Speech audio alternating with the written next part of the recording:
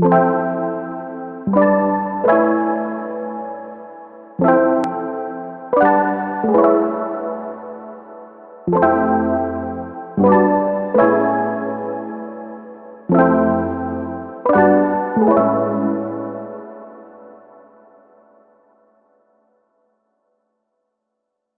à Prendre un coup de vieux, le balado de l'Association québécoise des retraités des secteurs publics et parapublics.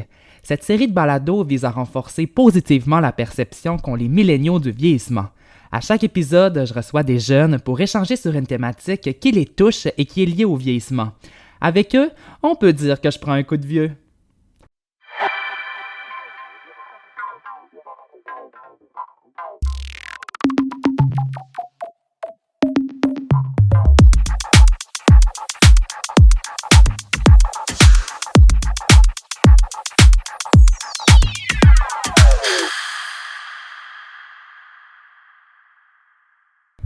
Dans cet épisode, je reçois la directrice générale des Trois Sexes, Marianne Gilbert.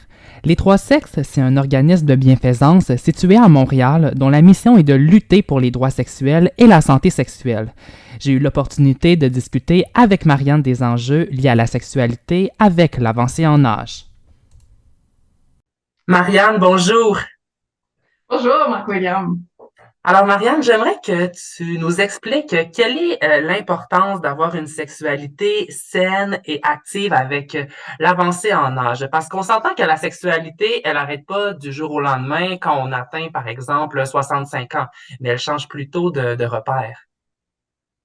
Oui, tout à fait. Donc, en fait, c'est ça. C'est un des plus gros mythes là, pour commencer, en fait, que je pense qu'il est important d'adresser, c'est que la sexualité n'arrête pas avec l'âge. Elle va plutôt exactement évoluer. Puis, moi, ce que j'aime toujours dire, c'est si la sexualité est importante pour quelqu'un à 35, 40 ans, ben, elle va continuer de l'être avec l'avancée en âge. Donc, que ce soit à 65, 75, 85 ans, cette sexualité-là va continuer d'être importante. Elle va peut-être se modifier, évidemment. On va peut-être être plus dans l'intimité, dans les caresses, plutôt que dans quelque chose de très, de très, comment dire, de plus, c'est pas actif le bon mot, là, mais d'y aller plus de façon génitale, par exemple. Là, peut-être que ça va se modifier à ce niveau-là, parce que ça reste qu'il y a quand même des changements qui sont au niveau du corps qui vont être importants dans la façon de, d'aborder, en fait, tout ce qui est sexualité puis intimité, mais de continuer à ce que ce soit présent. En fait, c'est ça qui va être généralement très important. Donc, d'avoir accès à cette intimité-là, d'accepter, en fait, les changements qu'il y a, parce que je pense que c'est ça, c'est ça la clé, la sexualité saine. J'ai beaucoup de difficultés avec ma caméra. Je sais pas qu'est-ce qui se passe. Je suis désolée. Mais je pense que c'est ça, en fait, c'est d'accepter ces changements-là, de savoir que les changements s'en viennent, de savoir quels sont ces changements-là, évidemment, vont être importants, puis de les accepter, en fait, pour s'assurer de pouvoir avoir une sexualité qui va être saine. Alors, je t'entends parler de changements. C'est quoi les changements concrètement que l'on voit en termes de sexualité quand on avance en âge? Parce que, bon, la sexualité n'est pas la même quand on est un jeune de 18 ans versus une personne de 65 ans. C'est quoi les changements concrètement? Donc, les changements qui vont être plutôt généraux, on va parler, par exemple, de la force. Il va y avoir des faiblesses qui vont peut-être s'installer au niveau des articulations, par exemple, qui vont évidemment créer en fait quelque chose de différent au niveau de la sexualité. Donc ça va être vraiment ce qui se fait de façon plus générale.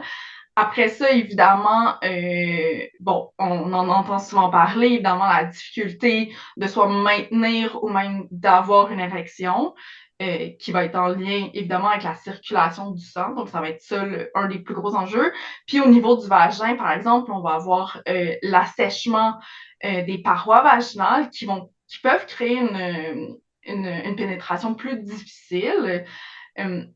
Parce que, bien évidemment, l'assèchement va créer une friction supplémentaire. Puis à ça s'ajoute l'amincissement aussi qui peut créer comme des accrochages, là, j'ai envie de dire. Donc, c'est vraiment juste de, c'est ça fait partie des choses où on se dit, OK, c'est quoi la solution? Parce qu'il y en a des solutions. Donc, faut pas penser que c'est une fin.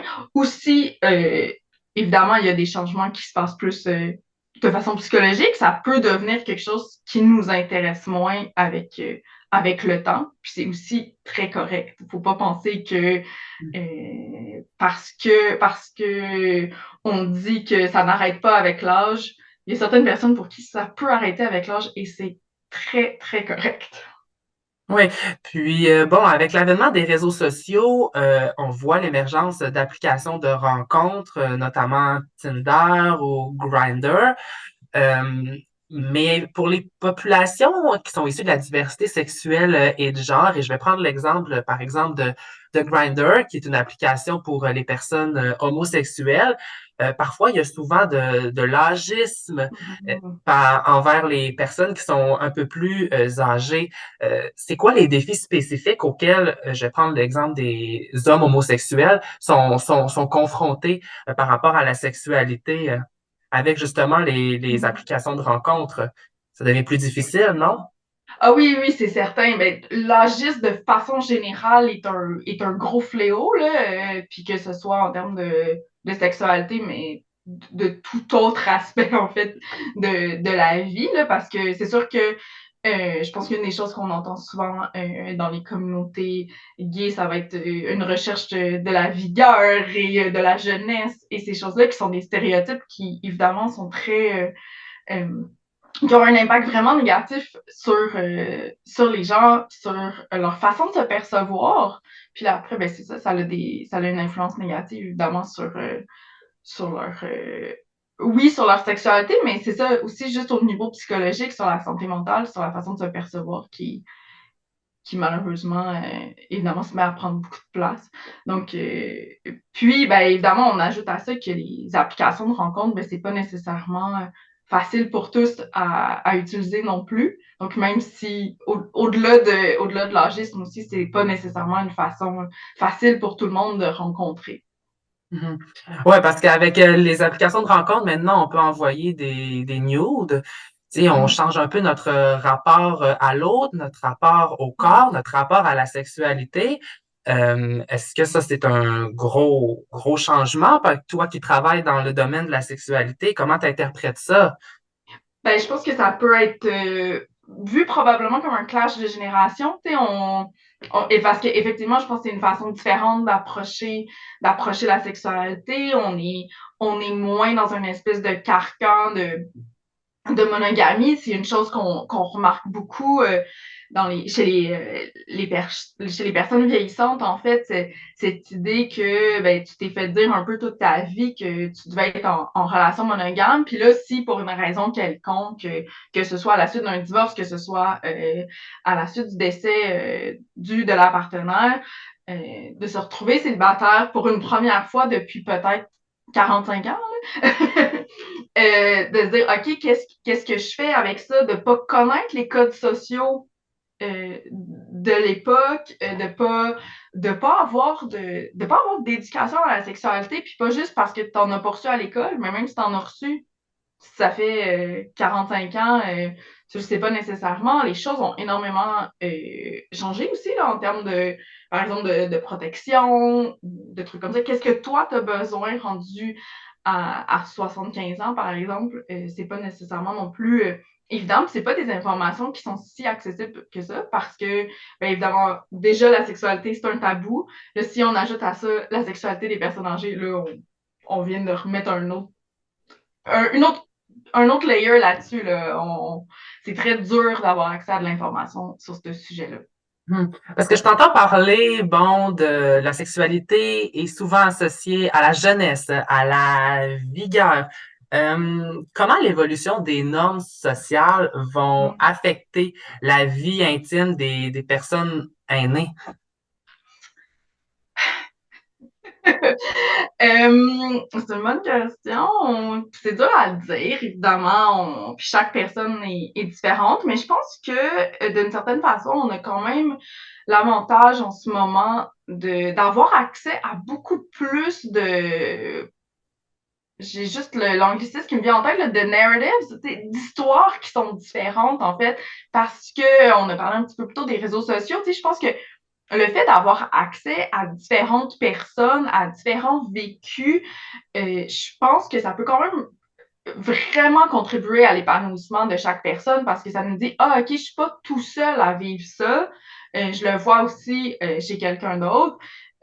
Donc, tu sais, ça peut aider. Il y a quand même, moi, bon, évidemment, c'est pas surprenant, mais tu sais, moi, je suis plein de personnes plus âgées sur TikTok qui font des trucs qui seraient normalement associés à la jeunesse, mais en fait, je pense que ça vient briser justement ce stéréotype-là, que c'est pas quelque chose qui doit être associé à la jeunesse, mais que il peut avoir une forme d'empowerment, en fait, à faire ce genre de choses-là. Puis je pense que de plus en plus, en fait, on en a des beaux exemples. Puis là, je pense à la série américaine Grace et Frankie avec Jane Fonda puis voyons, Lily Tomlin, puis qui nous permettent d'avoir accès à un superbe exemple, en fait, de, de femmes épanouies, âgées, qui explorent leur sexualité, puis qui. Ouais, c'est ça qui brise un peu ces stéréotypes-là. Donc, je pense que on. Tu sais, les normes sociales, ils changent. Oui, on a l'impression que c'est là, mais en même temps, le fait d'avoir accès à tellement plus d'informations nous aide à je sais pas, à briser probablement ces stéréotypes-là. Fait que je pense qu'on va quand même dans la bonne direction. Hmm. Puis en terminant, Marianne, quel conseil tu pourrais donner aux jeunes pour mieux comprendre et soutenir la sexualité des personnes aînées dans une perspective intergénérationnelle pour le Mm. futur? Ben, je pense d'abord et avant tout de s'y intéresser, de s'intéresser à ce que les personnes âgées ont à nous dire sur leur présent. Je sais que, tu sais, souvent, on a un petit peu tendance à s'intéresser à comment c'était quand ils étaient jeunes, mais comment c'est en ce moment pour elles et eux, je pense que c'est ça qui est important, puis justement, de s'intéresser à qu'est-ce qui se fait, parce qu'il y en a des choses qui se passent. Il y a plein de documentaires, même québécois, qui ont été faits sur la sexualité des personnes âgées, puis d'oser en parler avec leurs grands-parents, de savoir comment que ça se passe s'ils sont en résidence, tu sais, comment que ça se passe pour eux, pour elles, est-ce qu'ils ont des potins sur les gens qui savent qu'ils se rencontrent, pour vrai, juste de s'y intéresser, c'est déjà une mine d'or. Hmm. Marianne Gilbert, directrice générale des Trois Sexes, merci beaucoup d'avoir été avec nous aujourd'hui. Ça me fait plaisir. Au revoir. Au revoir.